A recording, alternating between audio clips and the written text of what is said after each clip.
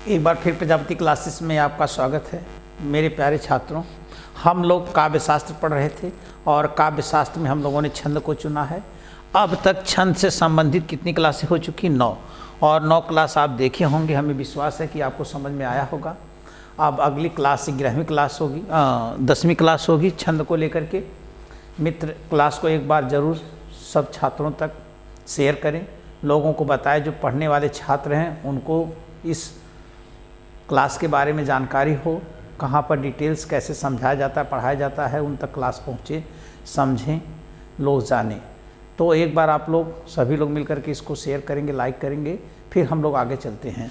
अब न देर करते हुए हम लोग चलते हैं 11वीं क्लास की तरफ। देखते हैं मित्र,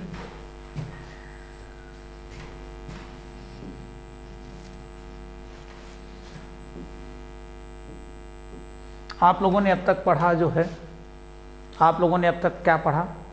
अर्ध सममात्रिक छंद। सममात्रिक छंद में आप लोगों ने 5 पढ़ा, तो साधारण, और 1 पढ़े दंडक। सममात्रिक छंद में पहला आपने चौपाई पढ़ा जिसमें 15-15 प्रयति है, फिर चौपाई पढ़ा जिसमें 16-16 प्रयति है, फिर रोला आपने पढ़ा है और जिसमें कितने प्रयति है? 24-24 मात्राएं होती प्रत्येक चरण में, लेकिन यह होती 11 और 13 पर। याद रखेंगे, सममात्रिक छंद वह कौन सा सममात्रिक छंद जिसमें 11 और 13 प्रयति पाई जाती है? तो सममात्रिक छंद वह रोला है ना। अर्ध सममात्रिक कौन सा छंद जिसमें 11 और 13 प्रयति पाई जाती है? ऐसा पूछता है तो सोरठा हो जाएगा आपका, अभी आजो चलेगा। फिर उसके बाद आपने गीतिका पढ़ा बाबू, इसमें 26 मात्राएं होती है प्रत्येक चरण में, लेकिन 14 और 12 प्रयति होती है। फिर हर गीत का आपने पढ़ा, इसमें 28 मात्राएं होती हैं, 16 और 12 प्रयति होती है। फिर आपने ताटंक या लावनी छंद पढ़ा जिसमें 30-30 मात्राएं होती हैं, लेकिन 16 और 14 पर यति होती है। यहाँ तक आपने पढ़ा था। लेकिन ये जो लावनी छंद है, यह कैसा छंद है मित्र? यह कैसा छंद है? यह जो है दंडक छंद है, बताया गया था। आज हम लोग पढ़ते हैं अर्ध सममात्रिक छंद, दूसरा पार्ट। चरणों के आधार पर 3 है ना। दूसरा पार्ट क्या पढ़ेंगे? अर्ध सममात्रिक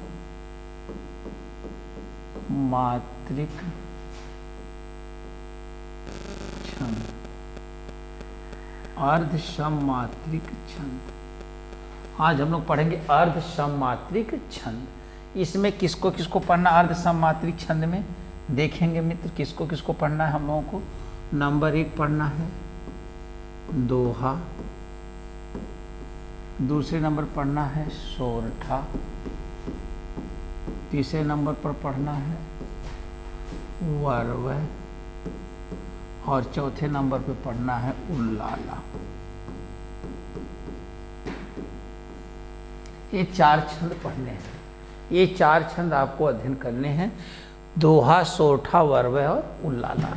फिर उसके बाद हम देखते हैं, तो सबसे पहले हम लोग किसका चुनाव करेंगे? दोहा का।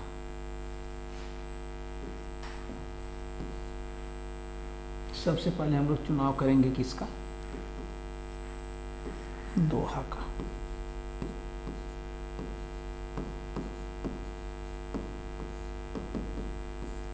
हम लोग किसका चुनाव करेंगे? दोहा का।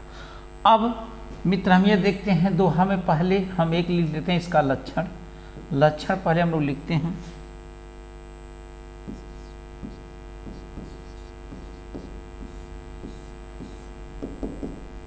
लक्षण लिख लेते हैं। सबय सहायक, सबय सहायक, सबल के, सबय सहायक, सबल के को न निबल सहाय, को न निबल सहाय। सबय सहायक, सबल के को न निबल सहाय। और फिर है पवन जगावत आग को, पवन जगावत आग को, दीपक देत बुझाए। पवन जगावत आग को दीपक देत बुझा, ये हमने लक्षण लिखा है। अब इसकी पहले हम मात्रा दे देते हैं। मात्रा जरा इसकी हम देंगे, लघु गुरु, लघु गुरु, लघु लघु, लघु लघु लघु गुरु, यहाँ पर यति यति दे देंगे। फिर आगे चलेंगे,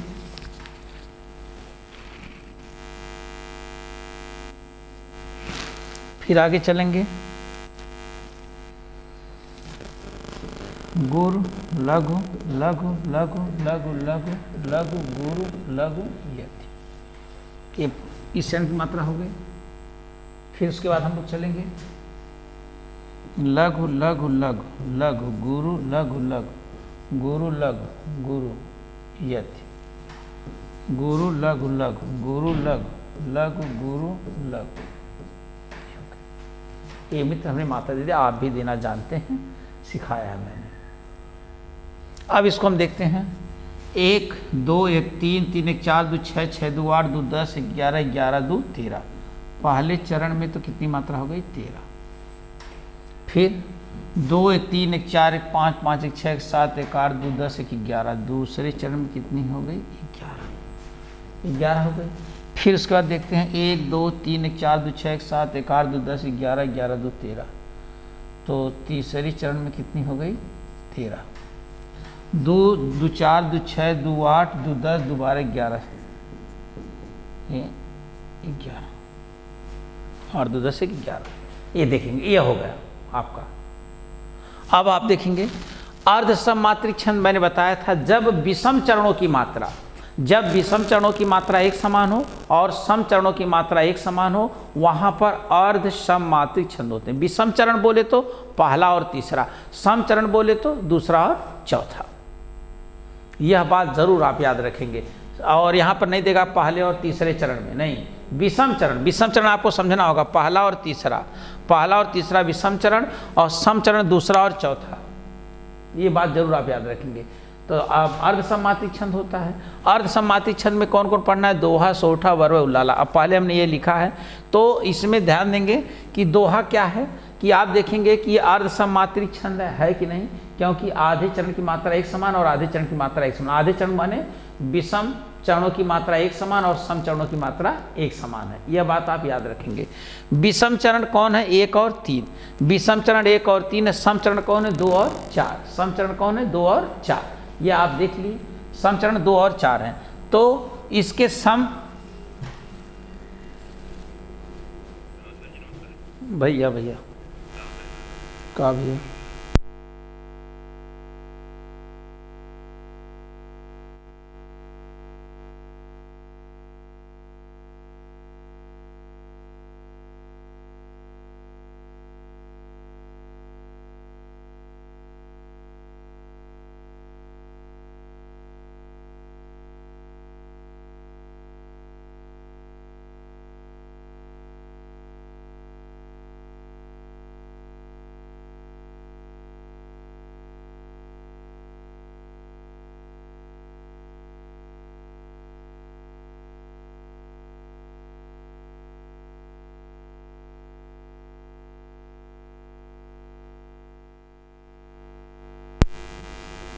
देखेंगे मित्र, अगर आप मात्रा लगा लिए होंगे, जरा ध्यान देंगे हम लोग। इसमें क्या करना है कि पहले और तीसरे में 13 13, दूसरे चौथे में 11 11 है। अब आप यह देखेंगे कि यह अर्ध सममात्रिक छंद है कि नहीं। कितनी आसानी से आप बता सकते हैं, हाँ सर यह अर्ध सममात्रिक छंद है, जब विषम चरणों की मात्रा एक समान हो और सम चरणों की मात्रा एक समान हो। यह भूल जाओ बाबू कि जब पहले और तीसरे चरण की मात्रा एक समान। अभी इस बार, इसके पहले जो यूपीपी का एग्जाम हुआ उसमें ये पूछा था विषम चरणों की मात्रा और सम चरणों की मात्रा। तो आपको पता होना चाहिए, विषम चरण जैसे बोला पहला और तीसरा आप समझिए, सम चरण जब बोला दूसरा और चौथा समझिए आप, सम चरण वो होंगे। बात समझ पाए आप? फिर हम देखते हैं कि समय, इसमें आपने मात्रा लगाया तो पहले चरण में कितना मात्रा आपको मिली? 13। और दूसरे चरण में कितनी मिली? 11। तीसरे चरण कितनी मिली? 13। चौथे चरण कितनी मिली? 11। तो इसका मतलब विषम चरण एक समान है, पहला और तीसरा एक समान है, और सम चरण एक समान है, दूसरा और चौथा। ये आप देख ली। अब आप यह करते हैं, ध्यान देंगे बाबू, अब आप इनके बारे में सोचते हैं जरा। तो दोहा के बारे में आप क्या सोच सकते हैं? पहला तो प्रश्न यह बनेगा कि यह अर्ध सममात्रिक छंद है, बात सही है। ये अर्ध सम्मात्रिक छंद है, तो यहां हम लिख देंगे कि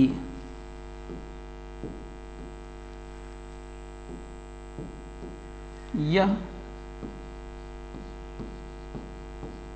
अर्ध सम्मात्रिक छंद है। यह अर्ध सम्मात्रिक छंद है। इतना बात समझ में आया? अर्ध सम्मात्रिक छंद है। अब इसमें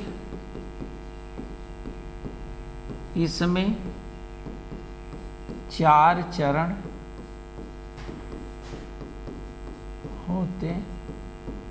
इसमें चार चरण होते हैं, ये आप देख रहे हैं मित्र। फिर क्या करना है? विषम चरणों में अब यह मित्र हम नहीं बताएंगे। विषम चरण मतलब तुरंत आप पकड़िए 1 और 3, क्योंकि जिस पैटर्न पर परीक्षा हो रही है उस पैटर्न को बार बार आप सुनिए, जानिए। विषम चरणों माने पहले और तीसरे। विषम चरणों में 13 मात्राएं तथा सम चरणों में 11 मात्राएं होती हैं। सम चरणों में 11 मात्राएं होती हैं। फिर यह तुकांत मिला लेंगे, य और आ देख लेंगे, य और आ, यह तुकांत छंद होता है। तुक मिल रहा है कि नहीं देख लेंगे मित्र। तुकांत छंद होता है। यह साधारण छंद होता है। यह साधारण छंद होता है। इतनी डिफिनेशन है इसकी। अब पूछेगा दोहा के संबंध में कौन सा कथन असत्य है, आप ये भी पता कर लेंगे, सारी चीज पता कर लेंगे। ध्यान देंगे, हम लोग किसको पढ़ रहे हैं? अर्ध सम्मात्रिक छंद को। अर्ध सम्मात्रिक छंद में कितना पढ़ना है? दोहा, सोरठा, वर्वय और उल्लाला। दोहा क्या है? अर्ध सम्मात्रिक छंद है, ये आपने जान लिया। इसमें 4 चरण होते हैं, यह जान लिया आप। प्रत्येक चरण में 4 चरण होते हैं और ये अर्ध सम्मात्रिक छंद होता है। विषम चरणों में, विषम चरण बोले तो पहला और तीसरा। विषम चरणों में 13 मात्राएं, सम चरणों में 11 मात्राएं। सम चरण माने दूसरा और चौथा। यह कैसा छंद है? तुकांत छंद है, क्योंकि तुक मिल रहे हैं। आप देखिए, सहाय, य और आ, तो 2 वर्णों का कम से कम मिलना होता है, तो तुकांत छंद है।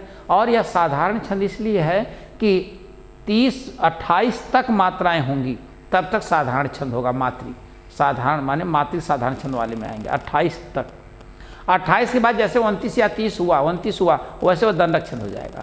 तो आप देखेंगे अगर इनको आप जोड़ेंगे एक चरण में तो कितने आ रहे हैं? 13। एक चरण में 13 आ रहे हैं। 28 तक जाना है ना, तो कोई दिक्कत नहीं है। तो इसलिए मित्र आप समझेंगे कि यह अर्ध सम्मात्रिक छंद होता है। इसमें 4 चरण होते हैं। विषम चरणों में 13 मात्राएं तथा सम चरणों में 11 मात्राएं होती हैं। यह तुकांत छंद होता है, यह साधारण छंद होता है, यह भी आपको पता है।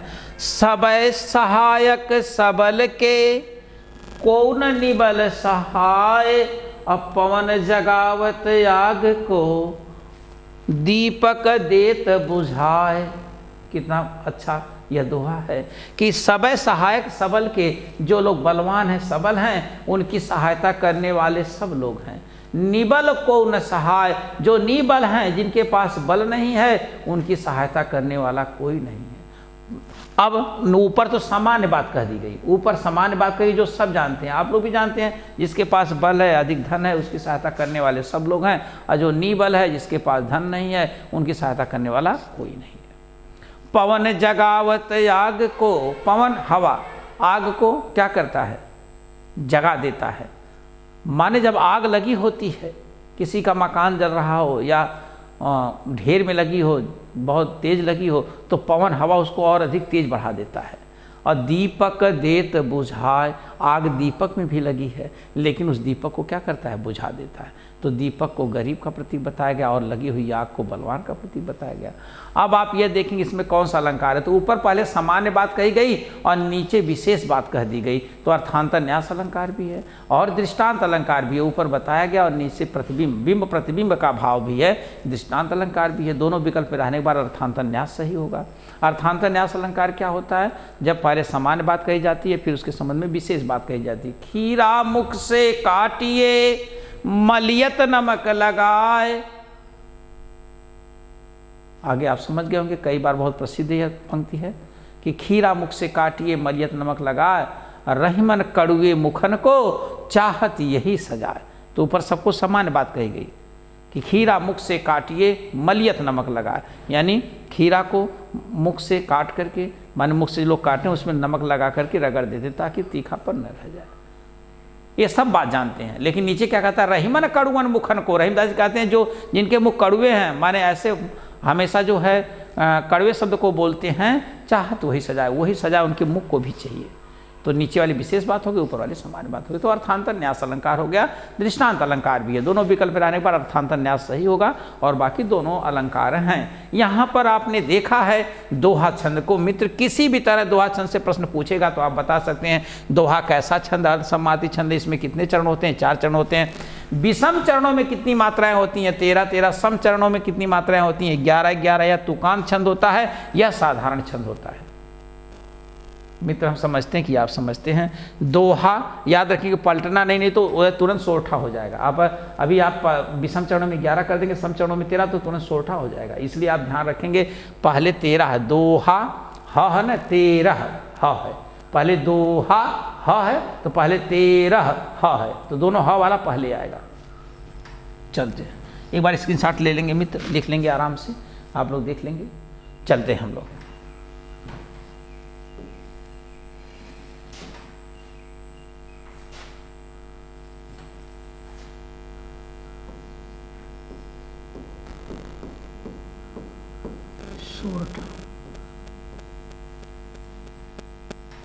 दूसरा छंद आप नोट करेंगे, सोरठा।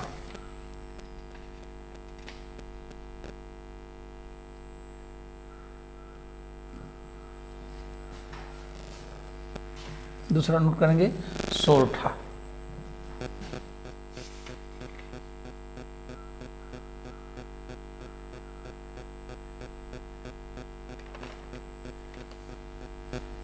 सोरठा लिखेंगे मित्र। पहले लक्षण इसका लिख लेते हैं हम लोग।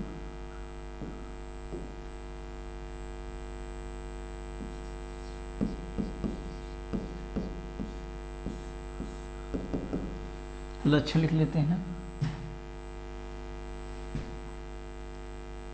प्रभु प्रलाप सुनि कान,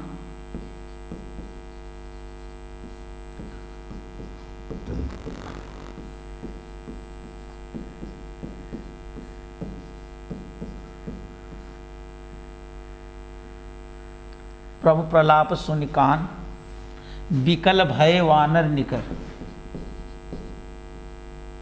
विकल भय वानर निकर, विकर भय वानर निकर। आई गयो हनुमान,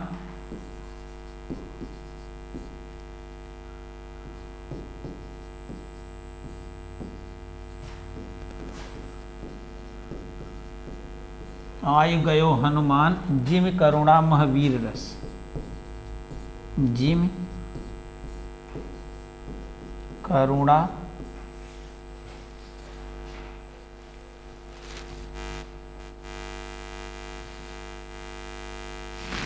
जिम करुणा महावीर रस।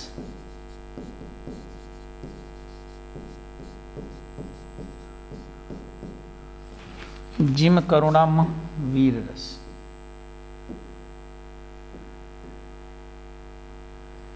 तो मात्रा देंगे लघु, लघु, लघु लघु हो जाएगा। लघु गुरु लघु, फिर उसके बाद लघु लघु गुरु लघु, यति लघु लघु लघु, लघु गुरु, गुरु लघु लघु, लघु लघु लघु। ये हो गया। फिर यहाँ देंगे मात्रा गुरु लघु, लघु लघु लघु, लघु लघु गुरु लघु, ये थी लघु लघु, लघु लघु गुरु, लघु लघु गुरु, लघु लघु लघु।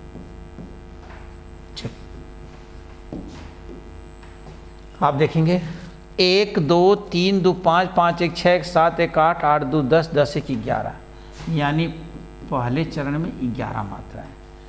1 2 3 4 2 6 2 8 2 10 2 12 13, दूसरे चरण में कितनी मात्राएं हो गई? 13 मात्राएं। दूसरे चरण कितनी मात्रा? 13 हो गई। फिर 2 1 3 1 4 1 5 1 6 1 7 1 8 2 10 11, तीसरे चरण में कितनी हो गई? 11। 1 2 3 4 2 6 1 7 1 8 2 10 11 12 13, और तीसरे चरण में कितनी हो गई? 13। अब देखिए मित्र, यह क्या हुआ जरा देखेंगे, यह अर्ध सममात्री छंद है कि नहीं? जब विषम चरणों की मात्रा एक समान हो गया, विषम चरण माने पहला और तीसरा, और सम चरणों की मात्रा जब एक समान हो गई दूसरा और चौथा, तो विषम चरण में कितनी आई मात्रा? 11 11, सम चरण में कितनी आई? 13 13। तो एक पंक्ति इसकी बन गई एक लाइन की परिभाषा कि यह अर्ध सममात्री छंद होता है। फिर हम चलते हैं, अब उसके बाद क्या कहता है कि इसमें 4 चरण होते हैं, तो 1 2 3 4 चरण होते हैं।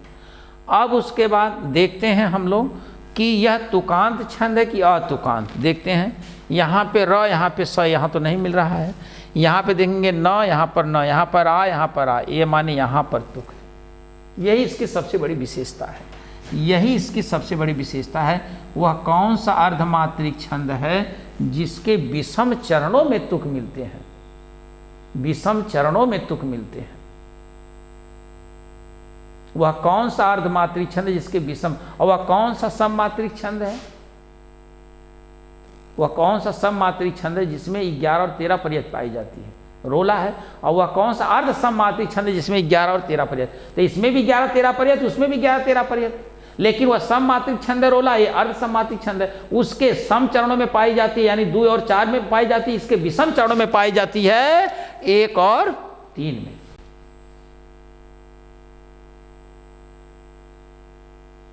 समझ पाया? यही सारी चीजें बारीकता है, आप नहीं समझ पाएंगे मित्र, क्योंकि बार बार आप पढ़ेंगे, केवल आप वो समझेंगे। थोड़ा सा जैसे हटा प्रश्न से कि रोला मैंने भी बताया था, वहां बार बार समझाया था 11 और 13 पर्यायति है, यहां पर भी 11 और 13 पर्यायति है। लेकिन अब घटना क्या घटी? वह रोला जो था वह सममात्रिक छंद था, और ये क्या है? विषम मात्रिक छंद है। और दूसरी घटना क्या घटी? उसके सम चरणों में तुकांत मिल रहे थे, यानी दूसरे और चौथे में, इसके विषम चरणों मिल रहे हैं पहले और तीसरे में, इसलिए ये भिन्न है, अलग है। आप देख लिए, देखिए यहाँ मिला न आ और आ। ये मित्र बहुत बारीक बात है कि वह कौन सा अर्ध सममात्रिक छंद है जिसके विषम चरणों में यति लगती है, विषम चरणों में जो तुक मिलता है, यदि लगती नहीं, विषम चरणों में तुक मिलता है। तो इतना मित्र समझ पाया आप? ये बारीकता थी, इस बात को आप जाने। अच्छा, फिर हम देखते हैं,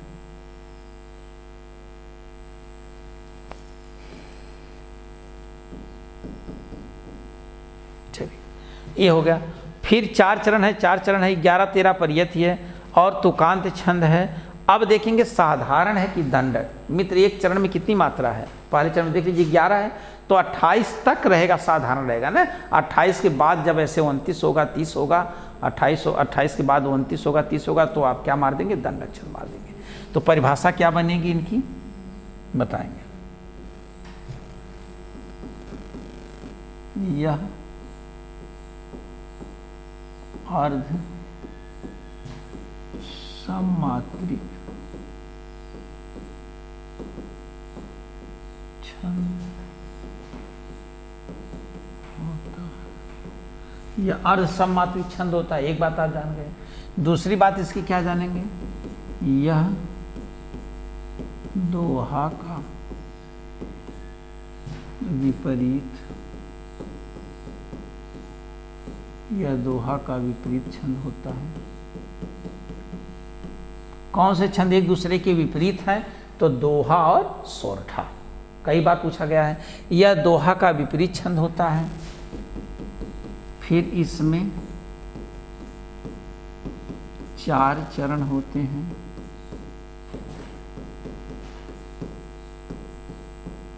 इसमें 4 चरण होते हैं, यह चीज़ आपको जाननी है। इसमें कितने चरण होते हैं? 4 चरण होते हैं।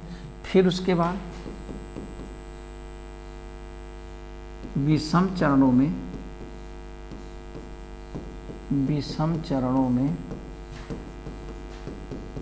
11-11 तथा सम चरणों में 13-13 मात्राएं होती। विषम चरणों में 11-11 तथा सम चरणों में कितनी मात्राएं बताई गई? 13-13 मात्राएं बताई गई। यह भी आपको पता चल गया। फिर यह तुकांत छंद होता है। यह तुकांत छंद होता है। इसके तुक होता है, इसके तुक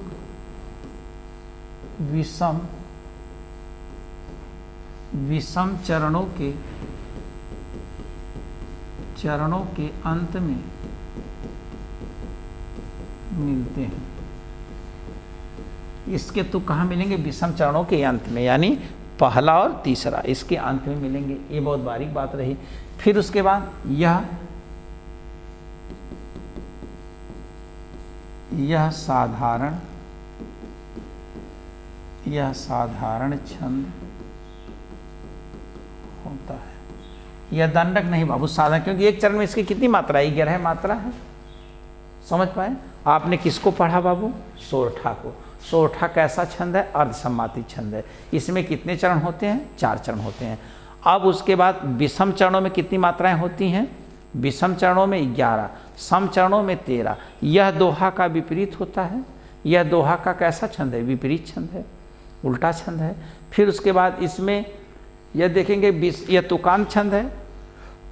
लेकिन जो तुकांत छंद और तुक कहाँ पाए जाते हैं? विषम चरणों के अंत में। और 11 और 13 में किस पर और यथ होती है? जो सममात्रिक छंद है, रोला। लेकिन उसके सम चरणों में यथ पाई जाती है, इसके विषम चरणों में यथ पाई जाती है। मित्र, जो बार बार फंसाने वाला प्रश्न है आप पूछें। जो चुटकी भर में छंद सीखे होंगे उनको यही नहीं पता चल रहा होगा कि ये क्या बताया जा रहा है। मित्र, आना परीक्षा में ना आना वो बात की बात है, लेकिन आप यह जानेंगे कि वास्तव में हमने उस जानकारी को ग्रहण किया जो चीज़ें हैं इसमें। फिर उसके बाद बताया यह तुकांत छंद है, तुकांत विषम चरणों में मिलते हैं। यह भी आप जान गए बाबू। अब उसके बाद आपको जानना है यह दंडक है कि साधारण। तो साधारण है क्योंकि एक पंक्ति में मात्राएं कितनी हैं? 11 ही हैं। तो इसलिए यह कौन सा छंद हो गया? सोरठा छंद हो गया। एक बार इसका स्क्रीनशॉट लीजिए और देखिए, नोट करिए। यह अर्धसम्मात्रिक छंद होता है। यह दोहा का विपरीत छंद होता है। इसमें 4 चरण होते हैं। विषम चरणों में 11-11 था, सम चरणों में 13-13 मात्राएं होती हैं। यह तुकांत छंद होता है। इसके तुक विषम चरणों के अंत में मिलते हैं। यह साधारण छंद होता है। प्रभु प्रलाप सुनि कान विकल भय वानर निकर आई गयो हनुमान जिम करुणा महावीर रस आय गयो हनुमान। अगर मित्र ऐसे दे दिया, आप विषम चरणों में देख लिए कि मिल रहा है और तुरंत आप पकड़ सकते हैं कि यह सोरठा ही है। ऐसा भी आप कर सकते हैं मित्र, बहुत बड़ी बात नहीं। कई जगह से पकड़ने की ये है, तो मैंने सारी चीज़ों को आपको बता दिया। तो ये आप कौन से पढ़ लिए? सोरठा छंद आपने पढ़ लिया ना।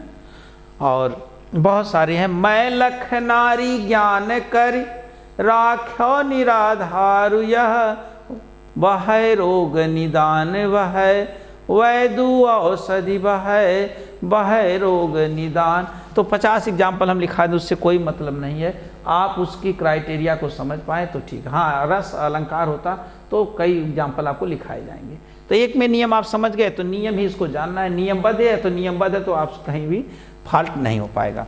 तो हम समझते हैं मित्र आपने सोरठा भी समझ लिया। अब तीसरा हम लोग क्या पढ़ेंगे? तीसरा छंद पढ़ेंगे अर्धसम्मात्रिक छंद में वर्व है।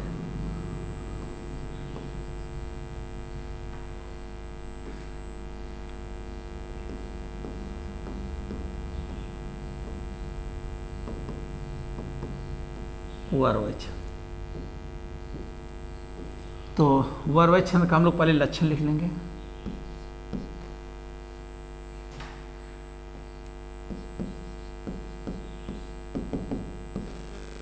वर्वय छंद का लक्षण हम लोग लिखेंगे। वर्वय छंद का क्या लक्षण है इसको हम लोग जानेंगे। वर्वय छंद खूब एग्जाम में यह भी पूछा जाता है, वर्वय छंद भी आपका, तो वर्वय छंद को भी हम लोग जानेंगे, लिखेंगे। अवधि शिला का उस पर,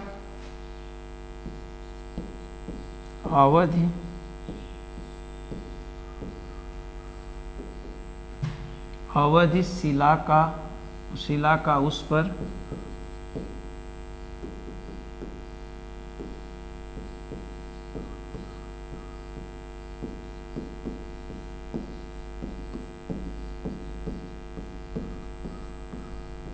अवधि शिला का उस पर था गुरुभार,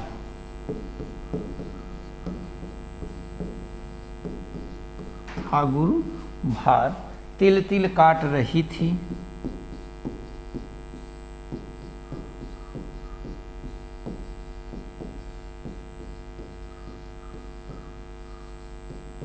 तिल तिल काट रही थी, तिल तिल काट रही थी दृग जलधार,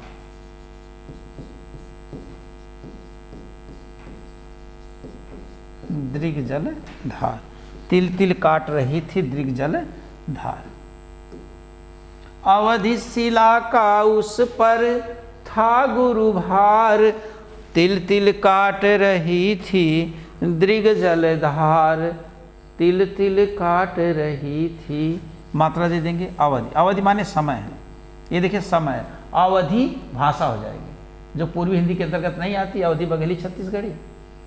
तो अवधि, फिर शिला, लघु गुरु, गुरु लघु लघु लघु लघु, अवधि बघेली छत्तीसगढ़ी है ना, पूर्वी हिंदी के अंतर्गत आती है। अवधि आकार बहुला, बघेली आकार बहुला, छत्तीसगढ़ी उकार बहुला। छ को ऐसे पलटेंगे तो वो बनेगा मित्र, याद कराने की प्रजापति सेंटर गारंटी लेता है। फिर उसके बाद गुरु लघु लघु गुरु लघु, ये हो गया गुरु लघु लघु गुरु लघु। फिर है लघु लघु लघु लघु गुरु लघु लघु गुरु गुरु यति, लघु लघु लघु लघु गुरु लघु पूर्ण। अब इनका उनको काउंट करेंगे मित्र, काउंट करने पे देखिए क्या प्राप्त होता है। 1 2 3 1 4 2 6 2 8 2 10 2 12, पहले चरण में कितना आ गया मित्र, 12 आ गया।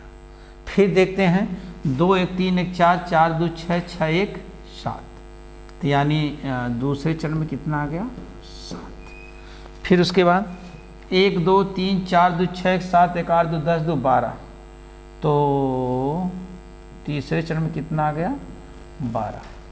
1 2 3 4 2 6 6 1 7, तो चौथे चरण में कितना आ गया, 7। आप बताइए। अब हम देखते हैं कि यह अर्ध सममात्री छंद है कि नहीं। विषम चरण में 12 12, सम चरण में 7 7, तो विषम चरण में 12 12, सम चरण में 7 7, तो अर्ध सममात्री छंद हो गया, बहुत आराम से अर्ध सममात्री छंद हो गया। अब आप यह देखेंगे क्या इसमें 4 चरण हैं, तो वह चरण आपको दिखाई दे रहे हैं कि इसमें 4 चरण हैं। देखेंगे मित्र 4 चरण है कि नहीं, इसमें 4 चरण आपको दिखाई दे रहे हैं, यह भी आपने देख लिया। अब यह देखना है कि यह तुकांत छंद है कि नहीं। र र आ, देखिए दो वर्ण कम से कम मिल गए, र आ, ये 2 मिल गए। अब उसके बाद आपको यह देखना है कि यह दंडक छंद है कि साधारण। एक चरण में 12 मात्रा है, तो दंडक छंद कहाँ से होंगे, साधारण छंद हो जाएगा। अच्छा, सबसे कम मात्राओं वाला छंद यही है। कुल मात्रा इनकी गिनी जाए तो 19 दूना कितना हो जाएगा, 12 7 19, 19 दूना 38 से होगा। सबसे कम मात्राओं वाला छंद यह है, कौन, वर्वय छंद। लिखेंगे, देखेंगे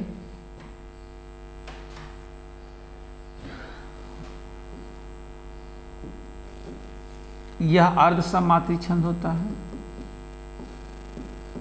यह अर्ध सममात्रिक, अर्ध सममात्रिक छंद होता है। इसमें 4 चरण होते हैं।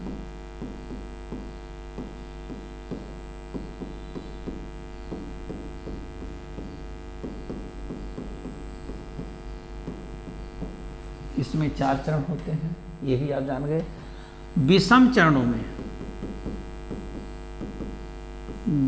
चरणों में यानी पहले और तीसरे में, विषम चरणों में आपका हो जाएगा 12 मात्राएं, तथा सम चरणों में 11, सम चरणों में 7 मात्राएं, सम चरणों में 7 मात्राएं होती हैं, ये भी आप देख लिए। अब यह तुकांत छंद होता है,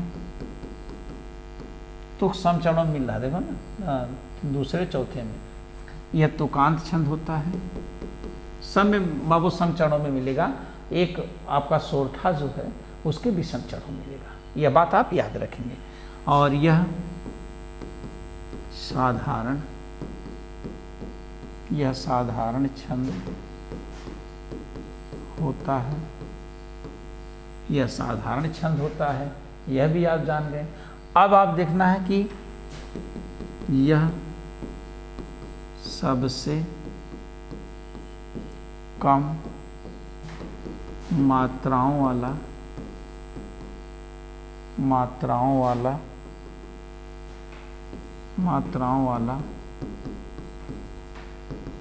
छंद होता है, यह सबसे कम मात्राओं वाला क्या होता है, छंद होता है। कैसे? अगर आप जोड़ेंगे 12 7 19, 12 7 19, 19 दूना 38, यानी कुल मिला के इसमें कितनी मात्राएं होती हैं, 38। कुल मात्राओं की संख्या 38 है। अब कुल मात्रा संख्या 38, इतनी कम मात्रा किसी में से 16 में 16 चौकुआ 64 हो जाएगा। दोहा में देखें, सोरठा में देखें तो 24 माने 11 13 प्रयत्न है, तो 24 दूना तो 20 20 40 और 4 4 8 48 हो गया ना। तो सबसे कम अगर मात्रा होगी तो किसमें होगी, वारवे छंद में। 38 मात्रा कुल होती है इसमें, सबसे कम मात्रा वाला छंद, सबसे कम माने कुल मात्राओं को मिलाकर के ऐसा बताना है, ठीक। 38 हो गया। तो अवधि शिला का उस पर था गुरु भार, तिल तिल काट रही थी दृग जल धार। अच्छा, खूब पूछा गया, तो समझ पाए बाबू वर्वे छंद को। यह अर्धसम्मात्री छंद होता है, इसमें 4 चरण होते हैं, प्रत्येक चरण में 12 मात्रा, विषम चरणों में 12 मात्राएं तथा सम चरणों में 7 मात्राएं होती हैं। यह तुकांत छंद होता है, यह साधारण छंद होता है, यह सबसे कम मात्राओं वाला छंद होता है। यह हो गया। अर्धसम्मात्री छंद में अंतिम वाला लिख लेंगे आप लोग, उल्लाला।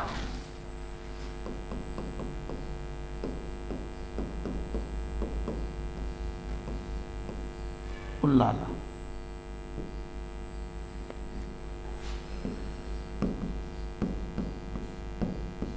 लक्षण लिखेंगे, करते अभिषेक पयोद हैं,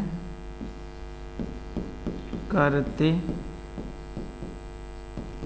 अभिषेक व्यंजन संधि अभी प्लस सेक दंती सा हो जाएगा, करते अभिषेक पयोद हैं, पयोद हैं बलिहारी उस वेश की, बलिहारी उस वेश की, बलिहारी उस वेश की। हे मातृभूमि तू सत्य ही, हे मातृभूमि तू सत्य ही, हे मातृभूमि तू सत्य ही, सगुण मूर्ति सर्वेश की, सगुण मूर्ति सर्वेश की, सगुण मूर्ति सर्वेश की। उसकी विचार धारा धरा, उसकी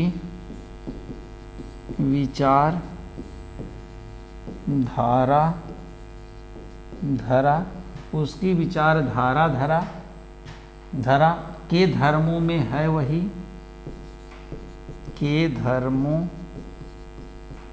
में है वही जब सार्वभौम सिद्धांत का जब सार्वभौम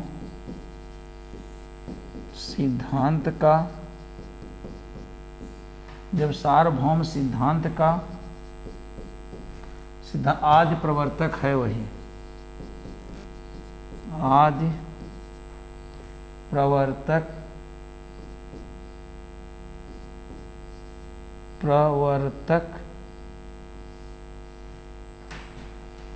है वही है।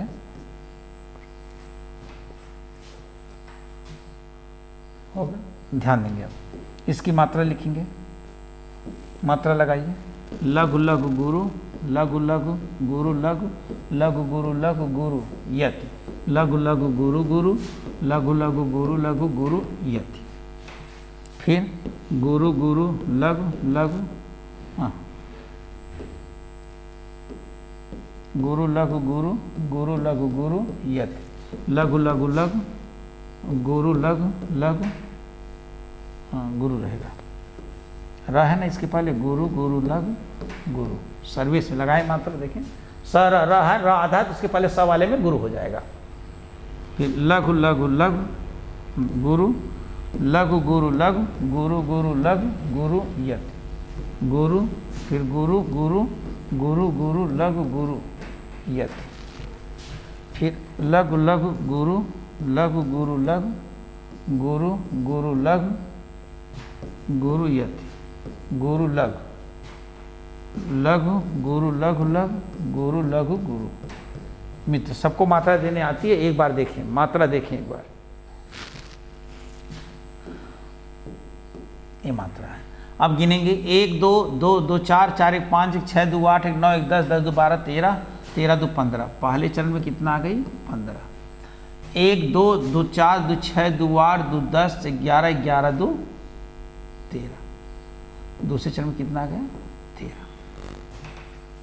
अच्छा, फिर उसके बाद 2 2 4 1 5 5 2 7 7 1 8 2 10 10 2 12 12 13 13 2 15। इसमें भी 15 है। 1 2 3 2 5 1 6 6 2 8 2 10 1 11 11 2 13 13 है। 1 2 2 4 4 1 5 5 2 7 1 8 2 10 2 12 2 14 1 15, इसमें भी है। 2 2 4 2 6 2 8 2 10 2 12 1 13, इसमें है, सही है मात्रा। 1 2 2 2 4 1 5 5 2 7 1 8 2 10 10 2 12 13 13 2 15, 2 1 3 1 4 2 6 2 8 2 10 1 11 2 13। तो मित्र इसमें देखेंगे कि आप 15 और 13 पर क्या है? यति है। कितने चरण हैं? 1 2 3 4 चरण है इसमें 4 चरण हैं। और आप यह देखेंगे तुक मिल रहा है कि नहीं, की ही के बाद वह, ही के बाद वह, की के बाद स, की के बाद स, यानी तुकांत छंद है, तुक मिल रहा है ना। अब सम चरणों की मात्रा एक समान और विषम चरणों की मात्रा एक समान है, तो यानी जो विषम चरण है एक समान है, सम चरण जो है एक समान है। 1 2 3 4 5 6 7 8 ऐसे ना, तो 1 2 3 4 इस तरह तो 8 चरण आपके हैं, लेकिन 4 चरणों की गिनती की जाएगी इनकी। तो 4 चरण हैं और प्रत्येक चरण में कितनी कितनी मात्राएं हैं बाबू? ध्यान देंगे कि विषम चरणों पर 15 और सम चरणों में 13। तो 11 और 13 पर क्या है? यति है। 11 और 13 पर यति है, यह बात आप जानेंगे, यह 11 और 13 पर यति है। अब उसके बाद आप क्या करेंगे, इसमें कैसे इसकी परिभाषा लिखेंगे? इसकी परिभाषा कैसे आप लिखेंगे कि यह कैसा छंद होगा आपका? अर्धसम्माती छंद होगा, साधारण है। अब देखेंगे ना, एक चरण में कितनी मात्रा? 15 है, साधारण है, फिर तुकांत छंद है और फिर क्या है? अर्धसम्मात्रिक छंद है। तो लिखेंगे यह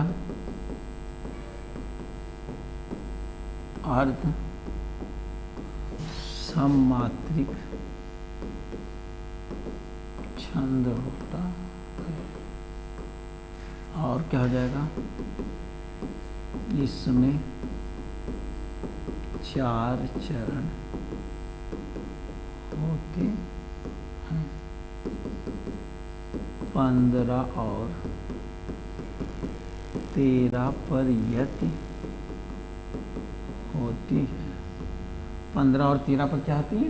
यति होती है। फिर देखेंगे यह तुकांत छंद होता है। यह तुकांत छंद होता है, यह भी आप जान गए। फिर उसके बाद यह साधारण छंद होता, यह भी आप जान गए। यह साधारण छंद होता है, यह भी आप जान गए। उल्लाला, यह अर्ध सममात्री छंद है। क्यों कि आधे चरण की मात्रा यानी विषम चरणों की मात्रा एक समान, सम चरणों की मात्रा एक समान। इसमें 4 चरण होते हैं, 4 चरण हैं। 15 और 13 पर यथी है, 15 और 13 पर यथी। उल्लाला छंद में 15 और 13 पर यथी है, यह भी आप जान गए। उसके बाद यह तुकांत छंद होता है, यह भी आप जान गए। यह साधारण छंद होता है, यह भी आप साधारण क्यों, क्योंकि 15 है। फिर आप देखेंगे करते अभिषेक पयोद हैं बलिहारी उस वेश की, हे मात्र भूमि तू सत्य ही सगुण मूर्ति सर्वेश की, हे मात्र भूमि तू सत्य ही।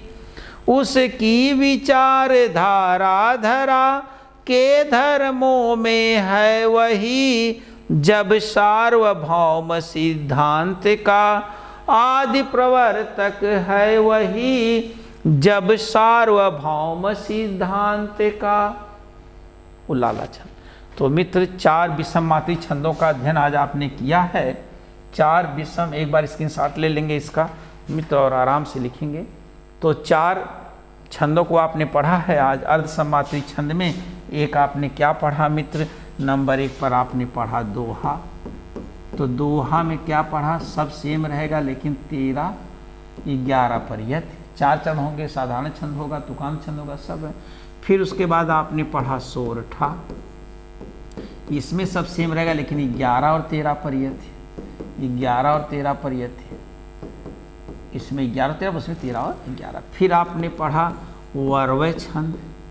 वर्वय छंद इसमें कितना हो जाएगा, 12 और 7 पर यथी। यही याद होना चाहिए, सब में प्रत्येक में 4 चरण होते हैं। फिर उसके बाद नंबर 4 आपने पढ़ा उल्लाला छंद। उल्लाला छंद इसमें भी कितना होती है, 15 और 13 पर यथी। अर्ध सममात्री छंद सब है, सब में 4 चरण होते हैं। तुक सब में अंत में मिलते हैं, लेकिन इसके विषम चरणों में तुक मिलता है। तुक मिलता है, विषम चरणों में तुक मिलने वाला यही है। कौन है मित्र, सोरठा। तो हम समझते हैं कि आप समझते हैं अर्ध सममात्री छंद को पूरी तरह से आपने क्या किया, पढ़ लिया। दोहा छंद 11 और 13 और 11 पर यथी है। दोहा छंद में 13 और 11 पर, और उसी को पलट देंगे 11 और 13 पर क्या हो जाएगा, सोरठा हो जाएगा। 12 और 7 पर वर्वय, अब 15 और 13 पर उल्लाला। तो मित्र इतना आप पढ़ेंगे। अब नेक्स्ट क्लास में मिलते हैं नई ऊर्जा के साथ, और हमें विश्वास है कि आप सीखे होंगे। और ज़्यादा से ज़्यादा लोगों को एक बार फिर आप शेयर करें, कमेंट में बताएं क्या कमियां हैं, कैसे और कुछ वहाँ पर सुधारा जाए, बताया जाए। आपका ये सुझाव हमारे लिए अच्छा होगा कि निंदक नियरे राखिए आंगन कुटीर छवाए। यानी जो व्यक्ति निंदक होता है, निंदा करता है, उसको और समीप रखना चाहिए, क्योंकि वो आपको अच्छाई की तरफ ले जाएगा। विभावना अलंकार है बाबू, विभावना अलंकार है कि निंदक नियरे राखिए आंगन कुटीर छवाए, और बिन साबुन पानी बिना निर्मल करे सुबह। यानी बिना साबुन और पानी के आपको आपकी बुराइयों को साफ कर देगा। तो बहुत अच्छी बात होगी। कमियों को आप कमेंट करें, बताएं और अच्छा सुझाव दें। और धन्यवाद, आज के लिए इतना ही।